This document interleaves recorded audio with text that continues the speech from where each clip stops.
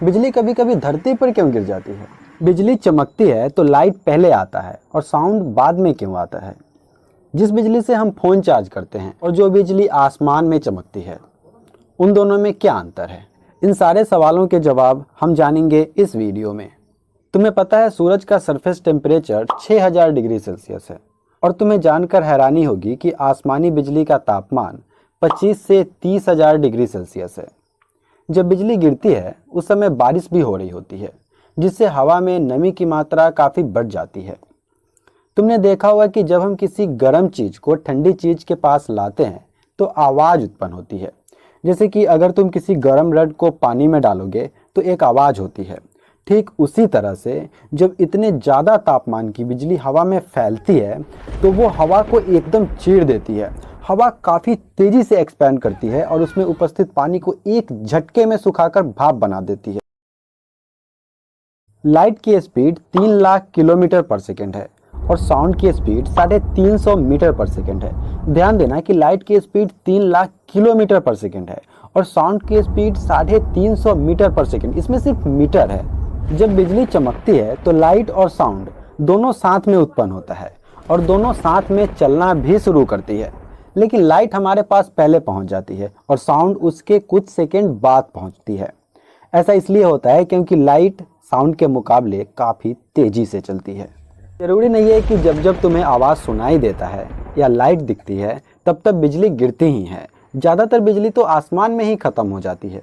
तुम्हें जानकर झटका लगेगा कि आसमानी बिजली का पोटेंशियल डिफरेंस 10 करोड़ वोल्ट होता है और उसमें जो करंट होता है वह 10,000 एम्पियर की होती है और उसका तापमान 25 से 30,000 डिग्री सेल्सियस होता है।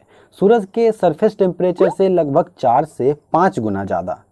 धरती का पानी भाप बनकर ऊपर उठता है और तुम्हें पता होगा कि जैसे जैसे हम ऊपर जाते हैं तापमान घटने लगता है। जब यह भाप ऊपर जाता है तो बर्फ़ के छोटे छोटे टुकड़ों में बदल जाता है, क्योंकि बादलों में तापमान 0 से भी कम होता है।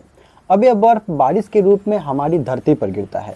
हमें पता है नीचे आने से तापमान बढ़ता है, इसलिए यह हमें पानी के रूप में दिखती है। जब बड़े बड़े बर्फ़ के टुकड़े हमारी धरती पर गिर रहे होते हैं उसी समय छोटे छोटे बर्फ़ के टुकड़े ऊपर जा रहे होते हैं। इस वजह से उनके बीच घर्षण पैदा होता है और दोनों चार्ज हो जाता है। ऊपर वाला लेयर पॉजिटिवली चार्ज हो जाता है और नीचे वाला लेयर निगेटिवली चार्ज हो जाता है। हमारी धरती का ऊपरी सतह हवा के घर्षण के कारण पॉजिटिवली चार्ज रहता है और हमें पता है कि दो अपोजिट चार्ज एक दूसरे को अट्रैक्ट करता है। अब हमारी धरती का पॉजिटिव चार्ज बादल के निचले लेयर वाले निगेटिव चार्ज को अट्रैक्ट करता है। जब निगेटिव चार्ज हमारी धरती की तरफ आ रहा होता है तो वह सबसे कम दूरी तय करना चाहता है।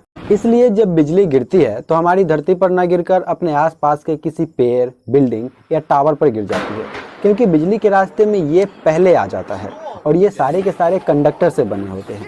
लेकिन जहाँ कोई ऊंची चीज़ नहीं होती है वहाँ डायरेक्ट यह धरती पर गिर जाती है और बहुत बड़ा स्पार्क होता है और इसी को हम बिजली का गिरना कहते हैं। यह सेम वही बिजली है जिसका हम अपने घर में इस्तेमाल करते हैं। Bye bye, tata, goodbye, गया।